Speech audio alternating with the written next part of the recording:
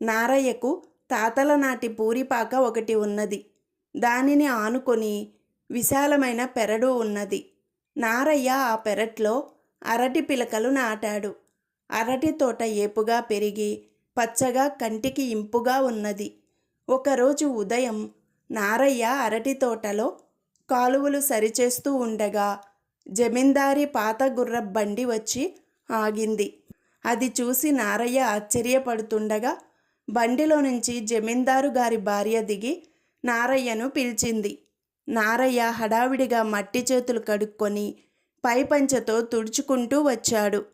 ఆమె అతని పేరు అడిగి తెలుసుకొని, చూడు నారయ్య, పెరటితో సహా నీ పాకను నాకు అమ్ముతావా అని అడిగింది.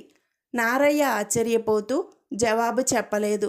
జమీందారు గారి భార్యకు తన పూరిపాకతో ఏం పనో అతనికి అంతుబట్టలేదు. డబ్బు గురించి సందేహించకు, 500 ఇస్తాను అన్నదామె. నారయ్య తన చెవులను తానే నమ్మలేకపోయాడు. ఆ పూరిపాకకు ఎవరూ 200 కూడా ఇయ్యరు. అందుచేత ఆమె 500 అనేసరికి అతని నోట మాట రాలేదు. అతను మాట్లాడకపోవడం చూసి జమీందారు గారి భార్య ఆ మొత్తం చాలలేదు కాబోలనుకొని, సరే 750 ఇస్తాను, మరి మాట్లాడకు అన్నది. నారయ్యకు మూర్ఛ వచ్చినంత పని అయింది. 750, అది పెట్టి ఎంత వ్యాపారమైనా చేసుకోవచ్చునని అతను ఆలోచనలో పడ్డాడు. అప్పటికి నారయ్య సరేననకపోయేసరికి జమీందారు గారి భార్య విసిగిపోయి, ఆఖరి మాట 1000 రూపాయలు ఇస్తాను, నీ పాక ఇస్తావో ఏవో చెప్పేయి అన్నది. నారయ్య అంగీకరించినట్టు తల ఊపి, అమ్మగారు, సాయంత్రం లోపల మేం పాకను ఖాళీ చేసిపోతాం. సాయంత్రం మీరు దాన్ని స్వాధీనం చేసుకోవచ్చు అన్నాడు. సాయంత్రం డబ్బు ఇచ్చి మనిషిని పంపుతాను అని జమీందారు గారి భార్య చాలా తృప్తి పడ్డట్టు కనిపిస్తూ బండి ఎక్కి వెళ్ళిపోయింది.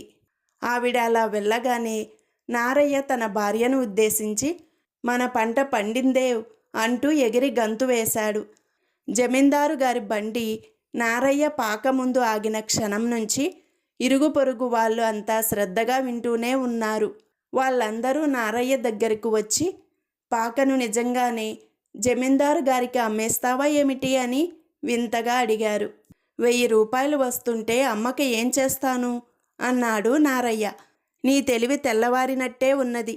నీ ముష్టి పాకకు 1000 రూపాయల ధర ఎందుకు పలికిందో ఆలోచించాలా వద్దా? ఆవిడిగారు ఏ లాభమో చూసుకోకుండానే అంత డబ్బు ఇస్తున్నదా? నీ పెరట్లోనో పాకలోనో ఏదో నిధి నిక్షేపం ఉన్నట్టు ఆమెకు రూఢీగా తెలిసి ఉండాలి. నువ్వు వెర్రి వెదవవు కనుక అమ్మేయడానికి సిద్ధపడ్డావు. చూడు, ఏ పరిస్థితుల్లోనూ నువ్వు నీ పాకను అమ్మకు. ఆ నిధి నిక్షేపమేదో నువ్వే తవ్వి తీసుకో. ముష్టి 1000 రూపాయలకు ఆశపడకు అని నలుగురు నారయ్యకు ఉచిత సలహాలిచ్చి ఉక్కిరి బిక్కిరి చేసి వెళ్ళిపోయారు. ఈ సలహాలు నారయ్యకు నచ్చాయి. అతని భార్య కూడా వాళ్ళు చెప్పినది నిజమే, రేపు కూతురికి పెళ్లి చేయబోతూ ఆవిడ 1000 రూపాయలు పెట్టి ఈ పాక ఎందుకు కొంటుంది? కూతుర్ని ఇందులో గృహప్రవేశం చేయిస్తుందా అన్నది. సాయంత్రం జమీందారు గారి మనిషి డబ్బు తీసుకుని వచ్చినప్పుడు భార్యాభర్తలిద్దరూ పాకను అమ్మే ఉద్దేశం మానుకున్నామన్నారు. అతను వెళ్ళిపోయాడు.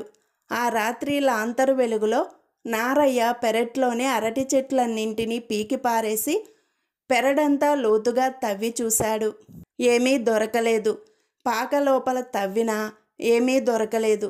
కప్పంతా పీకి చూసినా ఫలితం లేకపోయింది. తెల్లవారింది. బంగారం లాంటి బేరం చెడగొట్టుకున్నాం అన్నాడు నారయ్య ఏడుపు గొంతుతో. ఇప్పుడైనా మించిపోయిందేముంది?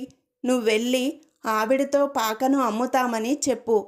500 ఇస్తానన్నా తటపటాయించక ఒప్పేసుకో అన్నది నారయ్య భార్య. నారయ్య జమీందారు గారి ఇంటికి వెళ్ళి జమీందారు గారి భార్యతో, బుద్ధి లేక నలుగురి సలహాలు విని పాకను అమ్మనని చెప్పాను. ఇప్పుడు అమ్మాలనుకుంటున్నాను.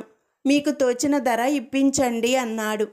ఆమె చిన్నగా నవ్వి, ఇంక నీ పాక నాకు దేనికి? పందెం ఎలాగూ ఓడాను అంటూ ఆమె తనకు జమీందారు గారికి మధ్య పందెం మాట చెప్పింది. జమీందారు గారి బండి తాత ముత్తాతల నాటిది. ఆమె కాపురానికి వచ్చినప్పటి నుంచి జమీందారు గారి చేత కొత్త బండి కొనిపించాలని ప్రయత్నిస్తున్నది. కానీ జమీందారుకు పాత బండి అంటే ప్రాణం. ఆయన తాత ముత్తాతలందరూ అందులోనే ఊరేగారు. పూర్వీకుల నుంచి వస్తున్న వస్తువులను ఎవరూ వదులుకోరు.